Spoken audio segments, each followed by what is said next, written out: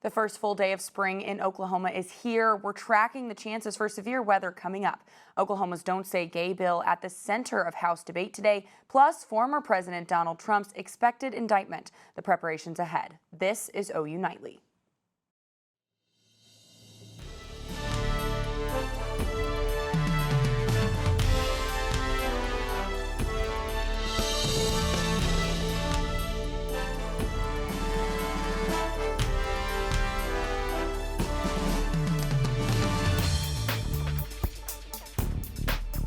Thanks for watching OU Nightly. I'm Cameron Joyner. And I'm Dana Searles. We begin tonight with a hot button issue at the state capitol.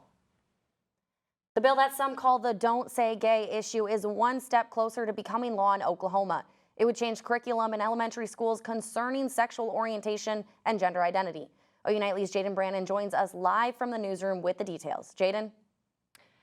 Yeah, Dana, the House debated for an hour, but the vote wasn't even close, passing by 79 to 19. This bill prohibits teachers from talking about sexual orientation or gender identity in grades pre-K through 5th grade. While the majority voted in favor, there were some representatives who argued against the bill. They cited its lack of clarity and that it will only hurt the young students in our state. Representative Terry O'Donnell, who proposed the bill, argued for its passing and that the conversation should be in the hands of the parents.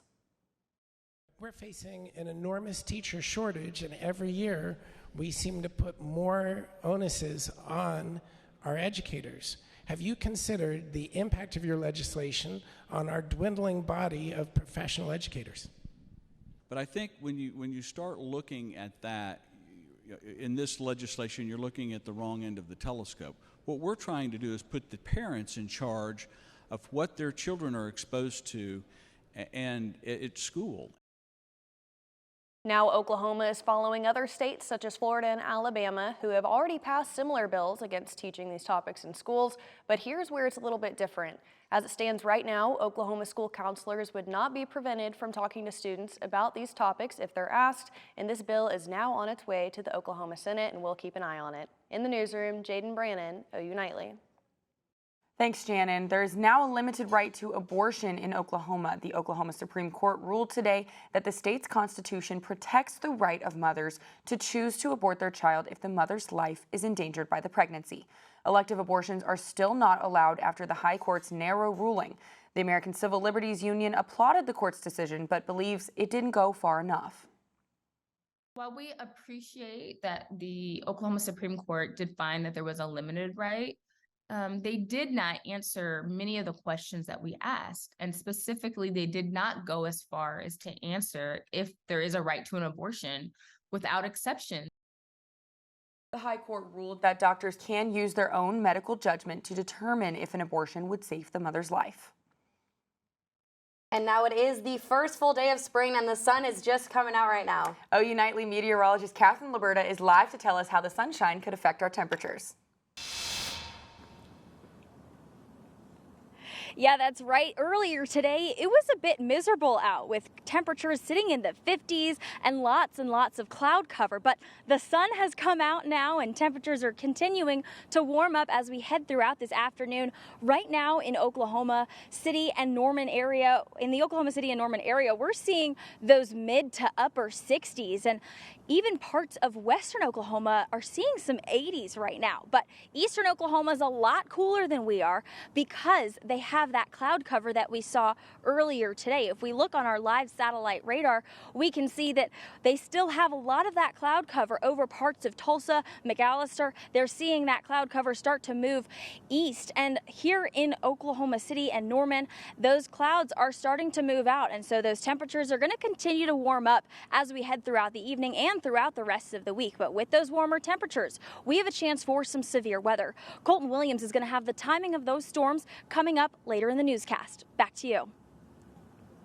Thanks, Catherine. And with tornado season officially starting this month, many students who live off campus are concerned about their safety in their homes away from home. OU Nightly's Kaly Phan has more.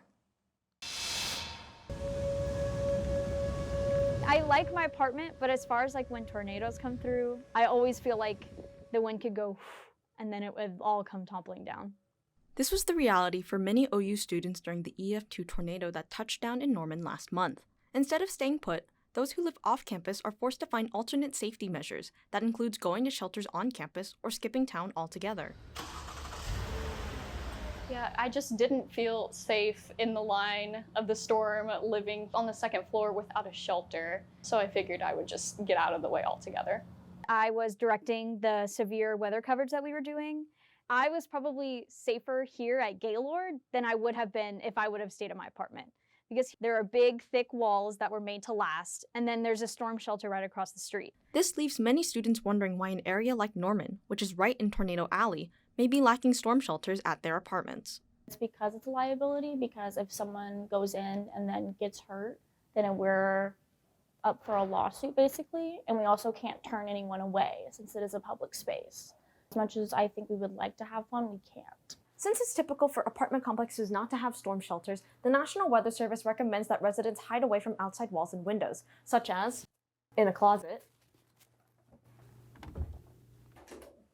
or in a bathroom. Although they understand the concern, students say they would feel much safer with a storm shelter closer to where they call home. At least like a place to go that's like, even if it wasn't like, I don't know, an official storm shelter, like a basement or something. Reporting in Norman, Kaly, Phan, OU Nightly.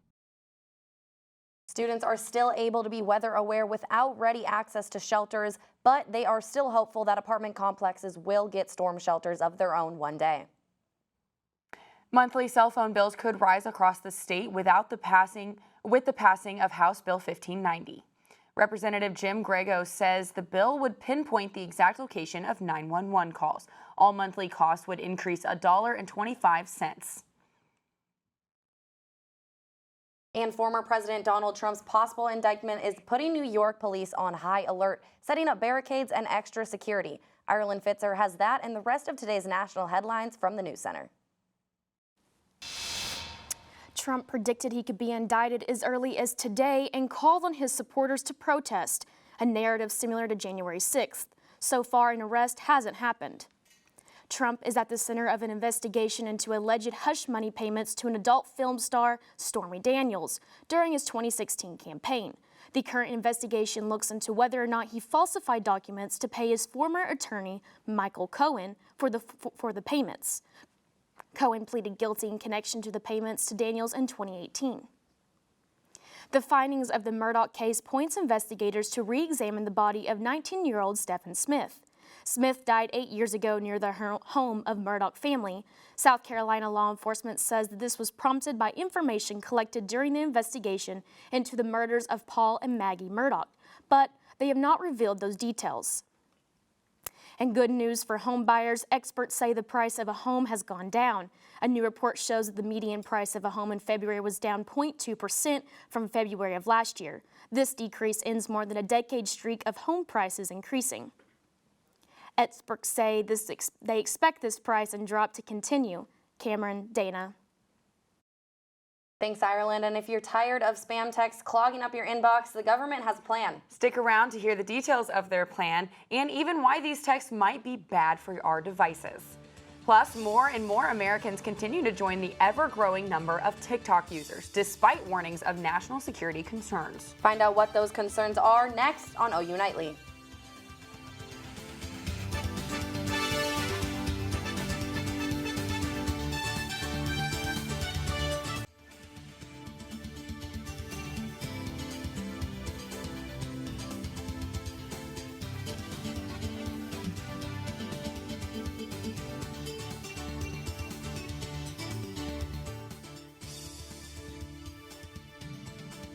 The FCC has a plan to help get rid of them. Snowforth has that and more in Science and Technology. First robocalls and now robo-texts. The explosion of spam texts has the government adopting new rules to keep them off your phone. The plan would require phone providers to block texts from phone numbers that appear to be invalid, unallocated, or unused. The FCC is also considering applying a do not call list to text messages. And are you a part of the now 150 million American users on TikTok? Well, the popular app could be banned in the U.S. if Chinese owners do not sell their stake in it. U.S. lawmakers have national security concerns about the social media platform. They feared that the app could be infiltrated by the Chinese government to spy on American users, gain access to users' data, or spread propaganda. And say hello to Bard, Google's new AI chatbot tool. Similar to ChatGPT, Bard generates compelling responses to user prompts using online data. Google says it can help you write an essay draft, plan a friend's baby shower, or make lunch based on what's in your fridge. If you want to access Bard, you have to join the waitlist and be at least 18 years old. Cameron, Dana, I wonder if Bard could pick out my outfits for me. What would you use Bard for? Honestly, I think I would use it to make my grocery list. I can't ever keep up with that. Definitely, and I think I'd use it to find some fun places to go in Oklahoma, and one popular attraction here in Oklahoma is being recognized nationally. Coming up, we'll tell you how Scissortail Park is catching eyes all across the country. And clouds have been around all day, but it seems like the sun is starting to show up for the end of today. Colton Williams is here to tell us what the rest of our week could look like. Colton, could we start seeing some spring weather soon? That's right, ladies. You look there in the back, you see a little bit of blue sky. We haven't seen that all day long. Cloud cover's been hanging around. We're turning a leaf now, headed for some spring weather. We're going to have all the breakdowns coming up in just a few minutes.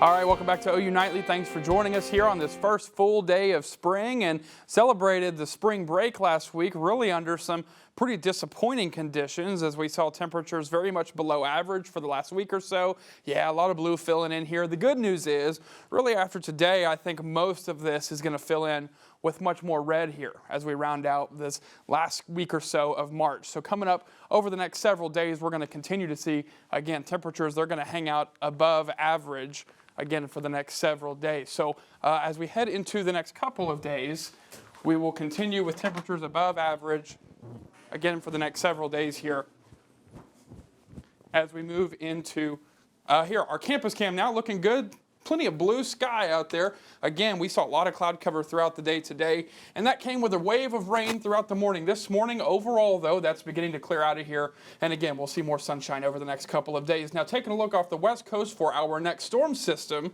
that's brewing off the west coast of California right now, really 1,400, 1,500 miles away or so. That'll be knocking on the door here as we head into Thursday. Overnight last night, maybe a rumble of thunder or two, but 0.2 to 1/4 of an inch for some of us right here in Norman, just under 0.2 of an inch. Now you can check out where that cloud cover is slowly peeling away. Yeah, we're warming up quickly now as we're 10 to 15 to 20 degrees above what we were this time yesterday in far eastern, northeastern Oklahoma, still hanging out below a lot of that cloud cover. So coming up for this evening, again, now springtime kicks in here. It's time to get back to mowing the yard. Temperatures are going to be okay to get out there and do maybe a little bit of yard work this evening if yours is ready to be mowed. All right, coming up tonight, again, a warm night, seasonally warm. Cloud cover will dissipate. We will be quiet before then tomorrow. Hanging out once again in the middle to upper 70s now. Tomorrow could crack 80 for the first time in a very long time. All right, so coming up the next couple of days, it will be quiet here as we go throughout the next several days. In fact, we'll look for, our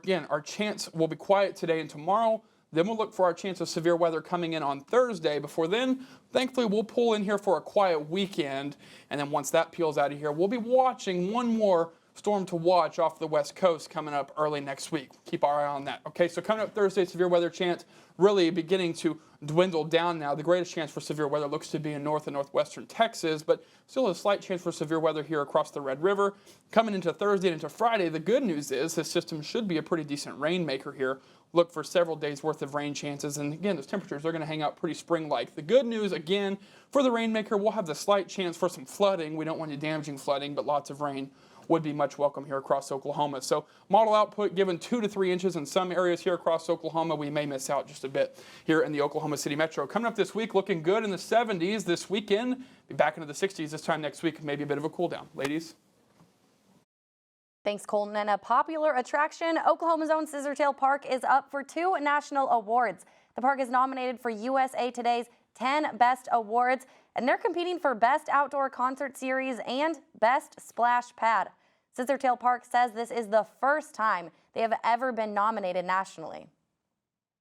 I think it's really cool that not only are we being recognized for an amenity that we have at the park that's, built in and was built with the park, but also recognizing some of the programming that we're doing with like the concert series, which has been really exciting for us to all be involved with and be able to offer to the community. And to help them take home the win, you can vote every single day through April 17th. Those links are up on their website and Facebook. Bringing it back to Norman, a fun spring activity to do, watching some Sooner sports. That's right, and Zoe Watson is here to break it down for us. Yes, the first week of spring brings in plenty of spring sports. Women's gymnastics and softball keep their season going, while women's basketball fights to keep theirs alive. I'll have the details next.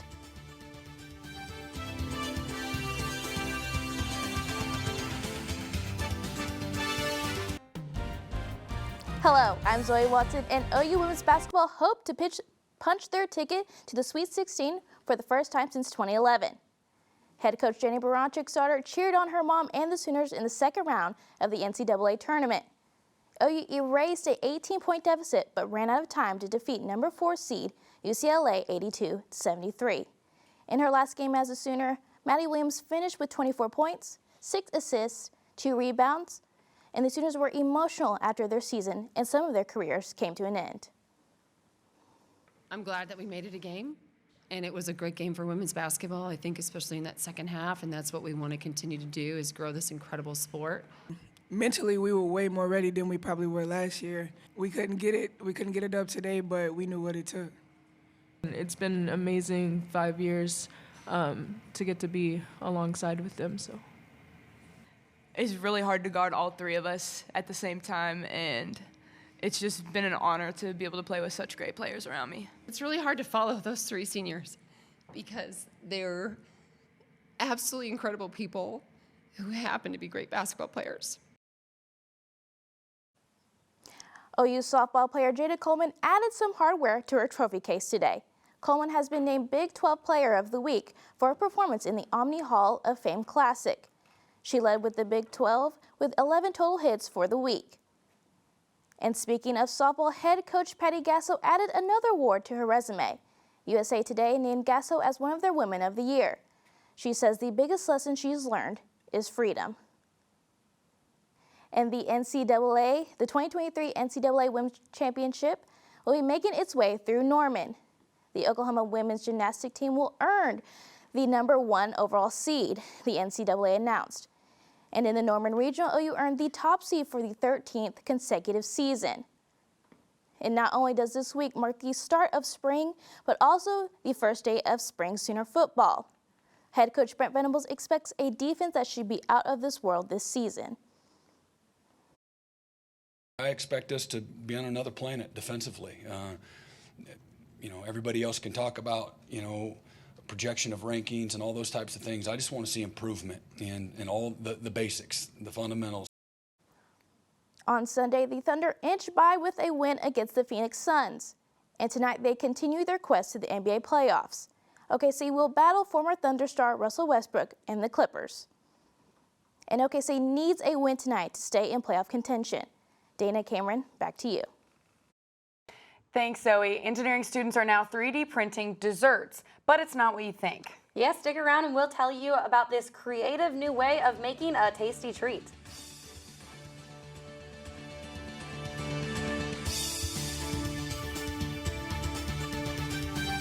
I'm Darian Curry at the OU Nightly Update Desk. The Oklahoma City Police arrested and booked Michael Overby yesterday, a man accused of soliciting sex with a toddler on March 12th. He was booked on lewd and indecent acts to a child and access to a computer with unlawful intent. Dana, Cameron, back to you. Thanks, Darian. Well, engineers over at Columbia University set out to make a 7-ingredient vegan cheesecake using a 3D printing machine. That's crazy. An author of the study says that the food made by the machine is a lot like using a microwave or even an oven to cook food. These researchers say that these 3D machines needed to create food already exist, they just aren't cheap. I don't know about you, but that looks really good. Yeah, and I know that last week we both saw some more of the temperatures back when we were on spring break, but we're just about feeling that spring weather here in Oklahoma right now. Not quite. So let's check in one last time with OU Nightly weather expert Colton Williams for the rest of this week's forecast. Yeah, ladies, you hang out in Oklahoma last week. You saw temperatures in the 40s and 50s, really lackluster for a spring break. Now, like I said earlier, kind of turning a new leaf. We're looking at spring-like temperatures headed out for the rest of this week. We'll be looking at temperatures near 80 tomorrow. Before then, that chance for severe weather will roll in on Thursday again. Thursday is going to feel like a spring-like day. Before then, this weekend, we'll drop back down to the middle to lower 60s, but still seasonal for this time of year. By next week, still a couple days worth of spring-like temperatures. Then maybe a cold front will roll through this time next week. Thanks, Colton, and thank you for watching OU Nightly. I'm Dana Searles. And I'm Cameron Joyner. Be sure to watch OU Nightly weekdays live at 4:30. Good night.